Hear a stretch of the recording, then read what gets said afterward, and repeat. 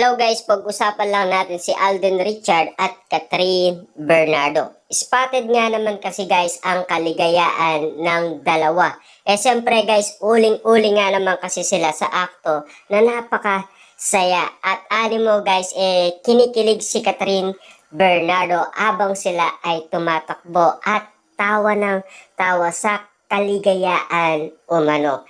Siyempre guys, especially kasama niya si Alden Richard. At kitang-kita naman natin guys ang kaligayaan ng dalawa habang sila ay magka-holding hands. At kitang-kita naman natin kasi guys na kinikilig umano si Alden Richard habang pinagmamasdan si Catherine Bernardo. Siyempre guys no, makita silang ganyan sila kaligaya. Masayang masaya guys ang mga Catherine fans at siyempre ikatutuwa guys nila dahil ganyan ka-sweet umano ang kanilang idolo.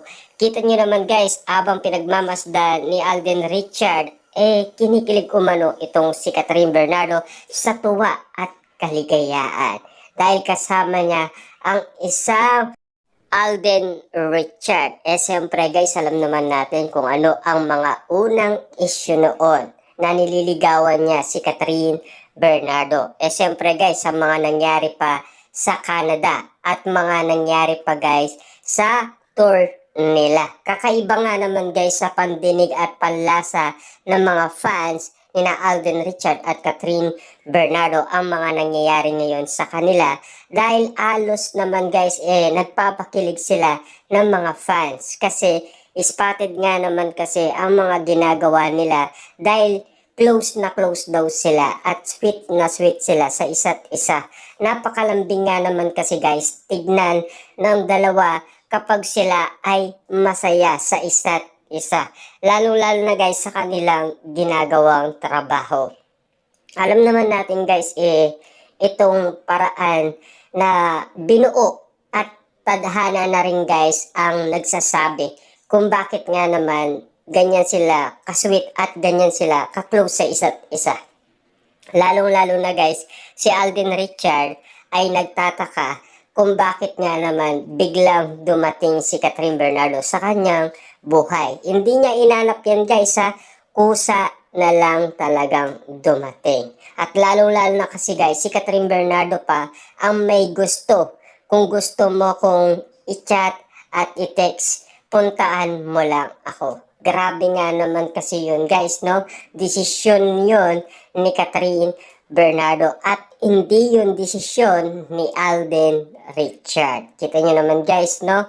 Ikatutuwa talaga guys at ikakasigla ng puso ni Alden Richard dahil nakasama niya muli ang isang Catherine Bernardo. Kita nyo naman guys kung mag-awakan sila parang talagang kapit na kapit talaga. Na animo guys, ayaw nilang bitawan ang isa't isa.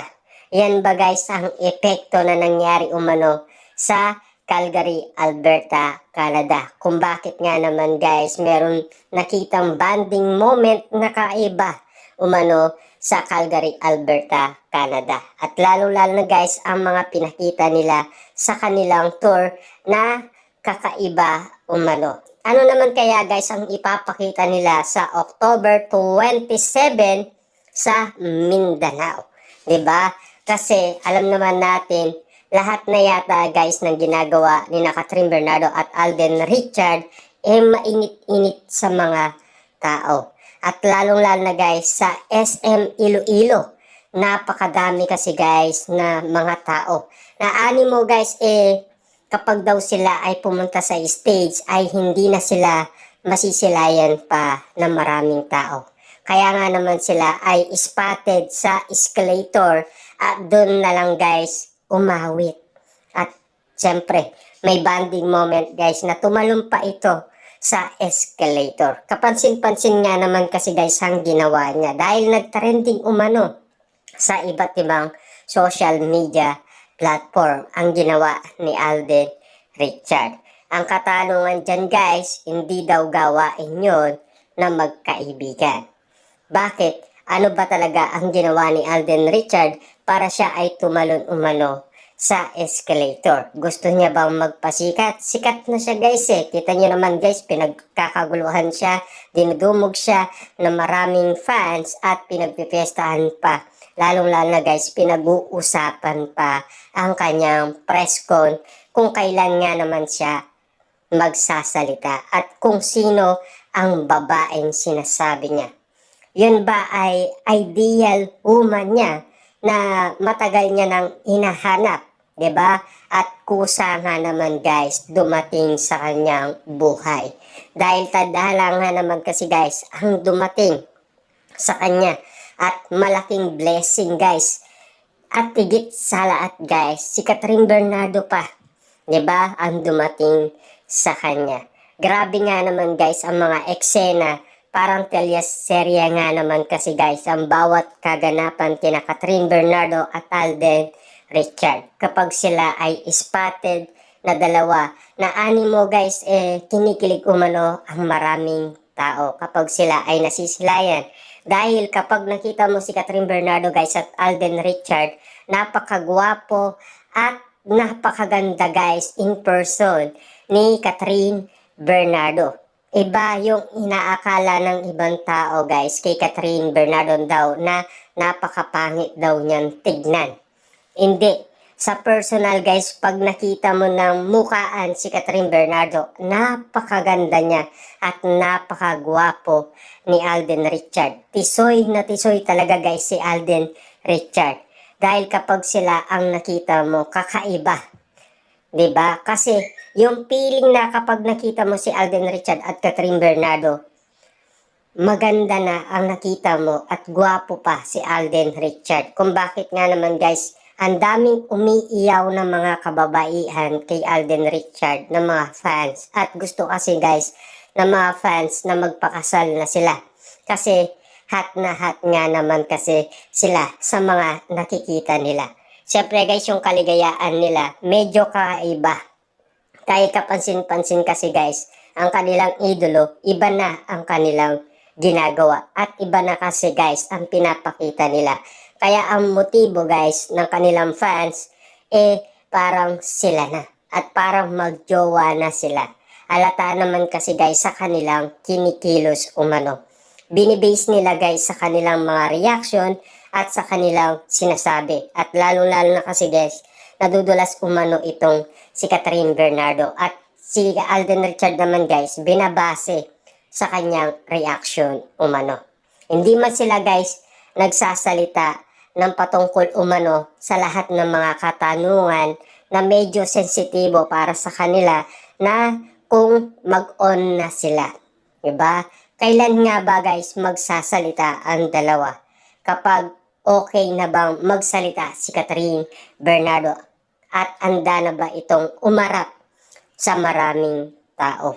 Alam naman natin guys, dumaan si Catherine Bernardo sa hiwalayan at 3 araw itong umiyak dahil iniyakan niya umano lahat ng ginawa ni Daniel Padilla sa kanya. At lalong-lalo na guys, walang nag-istorbo sa kanya ng 3 araw. 'Di ba?